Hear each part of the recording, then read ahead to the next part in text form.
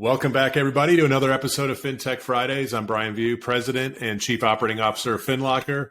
Joining me today is Jason Perkins. Jason's one of the co-founders at Bonzo. Jason, welcome to my podcast. Brian, thanks so much for having me today, man. Really appreciate it. Yeah, I've been looking forward to this one. I love learning about cool tech, but I really love learning about how the ideas for cool tech came about. And so I'm anxious to kind of dive in. But before we do that, why don't you just share with my audience a little bit about yourself and your background, and then we'll get into it. Yeah, sure. Just Bonzo in a nutshell. What is Bonzo? It's more of a conversation forward CRM, solving a lot of the gaps for loan officers today. My background, I've been in the real estate space since 2011. Was a former realtor, was an originator, recruiter. Sat at the leadership table with mortgage companies, built tech stacks, and through all of that, which I'm sure we'll get into, helped come up with the idea and build the idea around Bonzo. So yeah, you and your partner Miles Miller, right? You guys were the co-founders, and if I understand it correctly, Miles was a top producing loan officer while he was in the mortgage space, but had an interesting background before that in the nonprofit space. Maybe share a little bit about Miles so we don't leave him out. Yeah, no, it's Miles's background. It meshes really well with how we work together and how we built Bonzo. And it was really cool because when I met Miles, I was actually, a recruiter, and I was meeting this guy at a coffee shop, and super tall guy, 6'5". And I'm like, man, what is this guy, like a football player or something? This guy wants to be an originator. And, as soon as I started talking to Miles, I could tell there was something different, the way that he thinks and, looks at life, and started digging into his background. And he was telling me how, he was a former pastor. He was in the military. He was a chaplain in the Army. And, really deep spot for people and people in need. And, he's telling me that, in his former life that, he dabbled in building technology, especially mobile apps to help those in need to find shelter. So as a mobile app, if you were walking down the street and, someone needed a place to stay at night, you could pull up the mobile app and show you where the nearest shelter was. And so, just listening and hearing Miles, I know that he was always forward thinking and thinking new ways to change his business. And that's why, as a recruiter for an originator, I'm like, dude, this guy's going to be fantastic. Like, he's thinking outside the box. He's thinking of new ways to elevate his business already, and he hasn't done a deal yet. So Miles came in, and, he long story short, on his origination side, just blew it up. I mean, it was so funny watching him on the sales floor with all the originators. Here's this young kid, no mortgage experience whatsoever. He's got his head down, he's dialing, and 60 days later, he's in top 3 in the company as far as volume for the month. And they're like, who is this kid? Like, what? And it's, to me, that was super special because, in this industry, you have to think differently. You have to take a different approach. And when you listen to the veteran in the corner of the sales platform who's, has been jaded by the industry and doesn't want to put the work in, that can really affect your mindset and how you think about this industry as an originator, right? Or as a salesperson. He blinded that out. He had a vision and he went all in for it. And that's what I really appreciate about Miles, even today as my co-founder of Bonzo, is, his ability to always go all in. There is no like a hurdle's a hurdle, and there's always a way to get over it. And that to me is like, that helps propel me. Like when we look at product, when we look at building new systems or even scaling the business, there is no like, I don't think we should do this, or I don't think we can do this. It's always like, hell yeah, we can. We're going to make it happen. Yeah. I love it. That's so great. It's so cool that, you had the opportunity to kind of build this business with somebody like Miles, who literally, like you said, came into the business kind of without any prior experience and excelled at it. So share with the audience, kind of, as you guys were in the weeds as it is in mortgage land, what did you start to see, or what were the gaps you saw that you wanted to try to solve for it, which obviously at some point led to this idea to build what's now known as Bonzo? Yeah, it was interesting because, when I came into the industry in 2011, they're, limited on technology, which, a lot of us were, right? I mean, even on the real estate side, it was pretty limited on what we're capable of doing. And so we were looking at, our tech. So this is around, let's say 2014, right? We're looking at our current tech and evaluating it. I had moved up to run marketing and tech for the company. I was still, had my license, but at this point I was really helping drive the technology side of it. And we had the whole traditional tech stack, right? The traditional CRM, the flyers and all that kind of fun stuff. And they're all fine, right? But what we were missing is the fact that as loan officers, we wear multiple hats. We're constantly not only engaging with our customers, past customers, our leads. We're having to do this job of build relationships with referral partners and keep them top of mind and keep them happy and, just like serving them happiness and care all the time to scale our business. And that's why, there's an ebbs and flow in every loan officer's business of like, hey, I'm going to do a lot of biz dev. I'm going to have a great month. And then great, they do. But then the next month slows down, right? Yeah. It's impossible for us to scale. When you're looking at tech, like how can we scale our voice, right? How can I scale my voice as the originator, not the brand I'm working for, but as the originator? Right. And keeping top of mind with my people in my business so I can go out there and sell and build relationships, but also keep myself top of mind with my past customers and my leads. So nothing like slips through the cracks. Right. And so, we started wireframing out this idea, Brian, in the back of our conference room of saying, okay, if we're just going to start simple, we're going to play with some automation. What does it look like to do X, Y, and Z, right?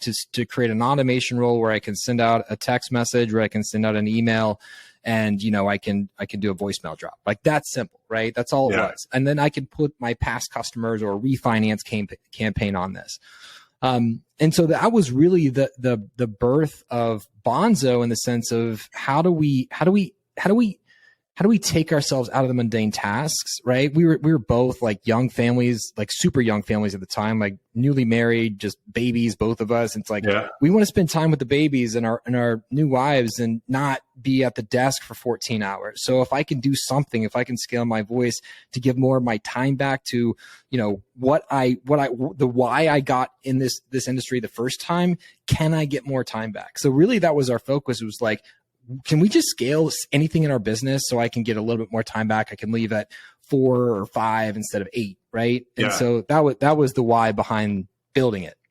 I love you said this 3 times, scale your voice. And that seems like it's so intuitive to me, but it's almost like it didn't, and I know it did not exist before you guys built what you built, especially for our industry. And in our industry, I think it's unique in a way that as a loan officer, I have 2 sets of customers, right?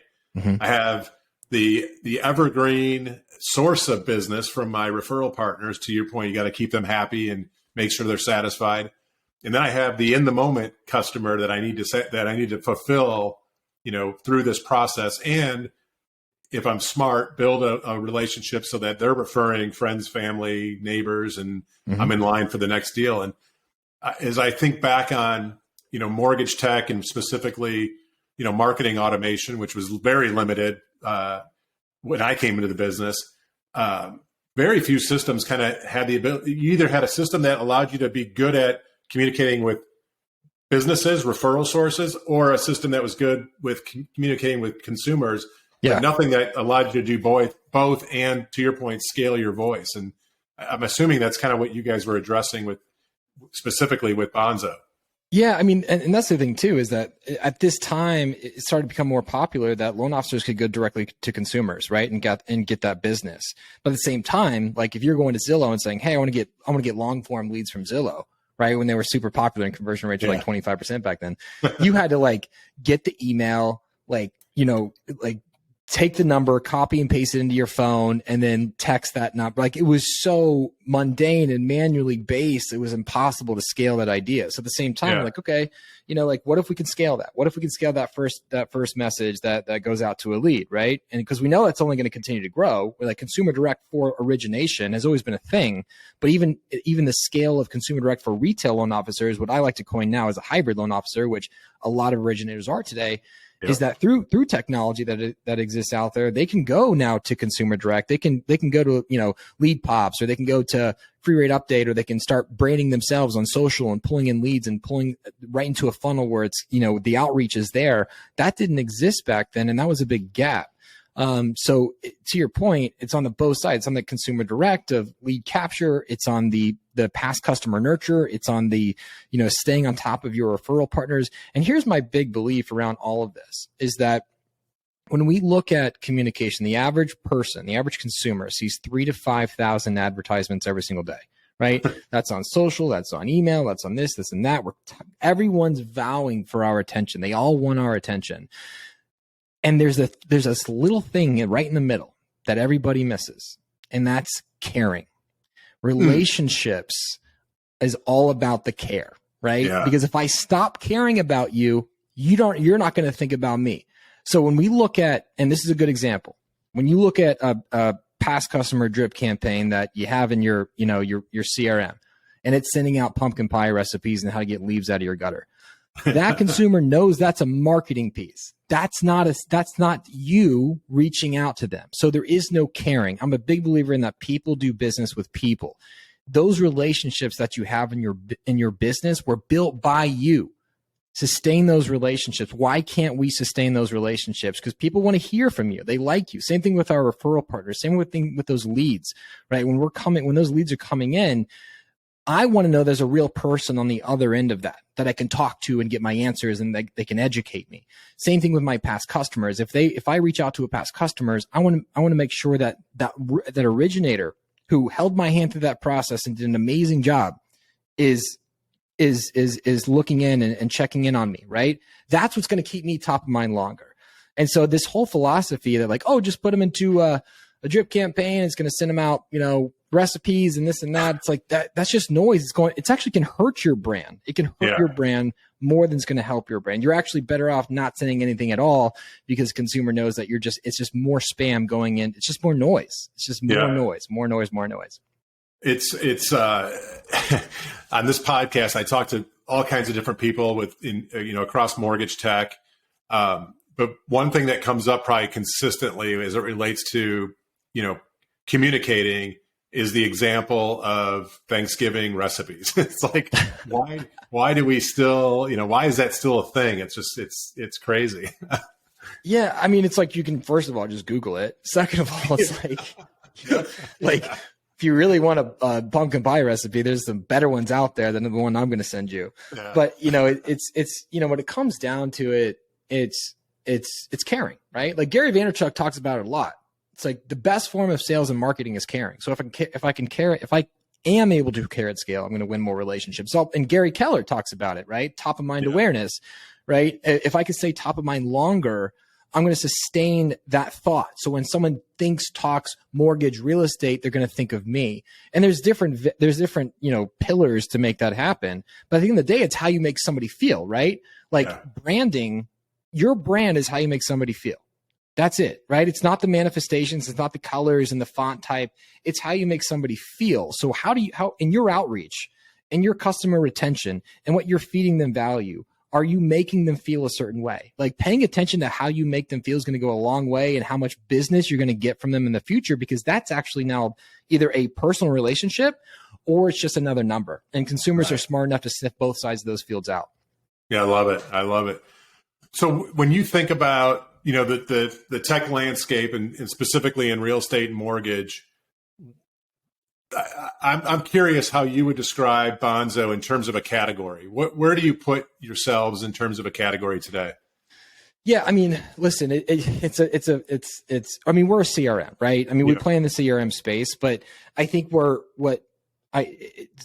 term CRM is it's so generalized in this industry, because you can be a CRM and be like a Google spreadsheet, which a lot of originators use for their CRM. So, but when we look at CRM, it's really what does it mean? Like customer relationship management, right? And then we look at the landscape of CRMs out there, it's typically database organization. It's not actually relationship management. When we look at when I look at our product and what we're solving for, it really is on the relationship side.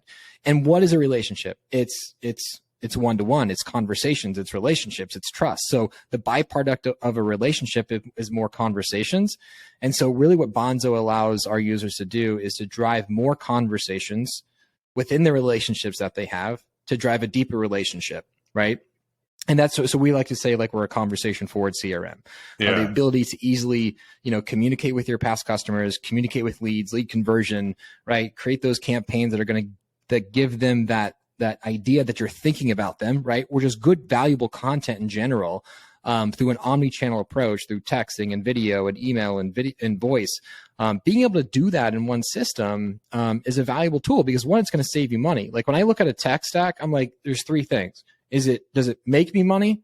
Does it save me money? And is it simple to use? Right. Yeah. If it does, like there's some cool stuff out there, but it's like Salesforce is awesome. Right. But it's impossible. Like Originator can't build that. Like we don't have $500,000 budget to go hire a bunch of developers and go build that. And so really like we're limited on resources of what we can build into our business that's going to drive sales, but give us organization and give us the tools and the keys for us to be successful in this industry. Because, I'm wearing a hat right now. It says innovate or die. Yeah. And the reason for that is because if like you could have a cool product today, but your product could be dead in 24 months. Like that's just that's like where we are as an industry is the way our industry, and because of culture, everything moves so quickly. And if we can't keep up with that, we're going to be left. Like we're just going to be another like tech stack on your bill as a company that you're not utilizing, which isn't making you money as a company. I love it. Yeah. I think I saw that hat. You were wearing it on a LinkedIn post or something a little bit ago. And for our product, we're in the consumer side of things, right? And so consumer finance, financial apps they're iterating so fast, and if you're not on top of it, you're getting swept under. Let's talk about the target customer for you. What does that target customer look like? I know an individual loan officer can come into Bonzo and work with you all, and I'm certain teams and even mortgage companies as well. But how easy is it for that individual loan officer to kind of come in, sign up, and onboard? Yeah, man, it's an interesting question. One, because of so many failures, we've done a really good job today. Because when it comes down to like getting somebody onboarding and getting the technology fit to their needs and their profile, because everyone's different, right? Like I do leads over here, or I do my business this way, and so we through a lot of failure, I think we do a pretty good job today. So, onboarding, usually it's a couple days out, we get your people in, and, to your point, before I answer that question, yes, Bonzo's for anybody, single seat user all the way up to enterprise. Yeah. Cause we want to make, like, we just don't want to pigeonhole or handcuff just because you're a, mom and pop shop, or you're just starting out, or you're coming from an IMB world and you're going to, or vice versa. You should be able to have Bonzo wherever you are in your business. So we've really tried to perfect the onboarding process, scale the onboarding process, scale the support side of it. When I was, working in the IMB space, and that was one of my biggest hiccups, is not being able to have support when I needed it. So in Bonzo, we spent a lot of our time and attention solving for that. There's a live chat within the application that you can ping our internal team, get answers when you need it. Again, because when you look at a piece of software that has a lot of functionality, you're not going to remember everything, right? I mean, I'm in Bonzo every single day, and it's like, especially because we're innovating quick too, right? Like things change. So we have that support, and that's just been a game changer for us and our members on Bonzo, being able to just ping our team when they need it and, get the answers when they need it. So innovate or die. I imagine every day you have feedback, input, ideas coming from your members, your users, right? Yeah. I'm curious kind of, what that process looks like to take that information in and then start to kind of evaluate it and elaborate on it as a team to eventually have it make its way into the roadmap. Yeah, well, it's a great question. And I look at product innovation like Tetris. And so there's always going to be some fit for a feature or an enhancement at some place. Is it now, or is it 30 days from now, or is it 9 months from now? Because the other thing, what our users don't see is like the war that's happening with, our partners, right? Carriers, right? Texting, nuances, spamming policies that we have to deal with, changes where they give you 10-day notice and you have to like revamp everything on your back end, right? That's a constant change of just being in a conversation forward CRM that, you know, we have to build into our monthly sprint. But when we look at feedback from our users, I mean, that's really how we've built Bonzo, is through the feedback and vision of our members that are in it every single day, that are giving amazing feedback. Right. Every single piece of feedback goes into a backlog. We go to that backlog every single month when we're looking at our sprint and saying, okay, let's pick out X, Y, and Z. It's called point scoring, essentially like story points, where we're like saying, okay, we've got so many points to work with. These all make sense for this time because we're also building X and Y and Z over the next 60 days. And we just built this last month or, 60 days ago. So it's really a Tetris game. So it's just like looking at features and enhancement, which makes sense. What integration partners, right? Does that make sense for now or 30 days from now? What fixes or what weather are we going to have to storm through carrier changes over the next 60 days or 90 days that we have to be prepared for? Because again, we're not like, we don't have a dev team of 100 developers, right? I mean, we're just, like you guys, it's like, we're tight, right? We're a tight team. So, it's always playing this chess game and playing a game of Tetris at the same time. But I will say this is that, some of the best ideas for Bonzo have come out of just requests from our users saying, this would be really cool to see this. This would be amazing if you had this. And we look at it and say, you're absolutely right. And that's going to touch every single person using the platform. That's a game changer. I think, Brian too, like you probably experience it with FinLocker. It's like that kind of feedback is so invaluable. It's insane. Like that feedback is a game changer. And if you're not willing as a company, especially as a technology company, if you're not willing to listen to that, then you're going to be dead in the water in no time. Like this is what people want. This is going to be a game changer for their business. This is going to make them more money. This is going to put more food on their plates. Like these things are literally like changing their lives, right? And so if we can pay attention to that, and it's going to be a game changer for more than just that one user, we're going to implement it. Yeah, I love it because we kind of have a similar process, right? You're just constantly taking in ideas and feedback. What's super cool and rewarding that I see, that I get to see, is when we put something in and then the client base recognizes it, especially those that said, oh my God, that was my idea. It's such a valuable, that's such a relationship builder when your customers, your members know that when you're saying something, you're going to listen. And then when you put it in, it just reinforces that value. And I think it encourages even more, innovation and feedback that comes from the user base. Yeah. And I'll give you a really quick story. There was a guy, brand new loan officer, but he was blown away by a power dialer, right? And he was like, it'd be really cool. He's like, if you could like leave a text message if they don't pick up the phone. And I was like, dude, that's amazing. But let's add also a voicemail in there too. Like, and that's been like, we launched that. It wasn't like, this crazy idea, but that changed so much in the way people are able to connect using their callers, right? Their calling system and the power dialer and the response rate, right? That alone from a metric perspective doubled response rates using the power dialer, right? Yeah. Just that little thing, just that little tiny thing, right? So there's thousands of those little nuances, but it's really cool to, just to make those thoughts and ideas that come from our users, a living thing inside the platform. Yeah. Last couple of questions. This has been awesome, by the way. I love it. I love learning about cool tech that's out there. Let's talk about the different integrations that you guys already have wired in, and for those that are just learning about Bonzo, that are maybe in a shop that has a bunch of different tech partners. What are some of the big integrations that are already part of the package today? Yeah. You obviously all of like your top lead sources, right? So anywhere from LendingTree to Bankrate to everything in between. On the LOS side, we have integrations via Zapier with Arrive. But then on the LOS side with Direct, we have Encompass, LendingPad, LendingQB. So if your LOS is covered, monitor base, sales boomerang, for monitoring, obviously MMI for pulling data over on, real estate, loan officers.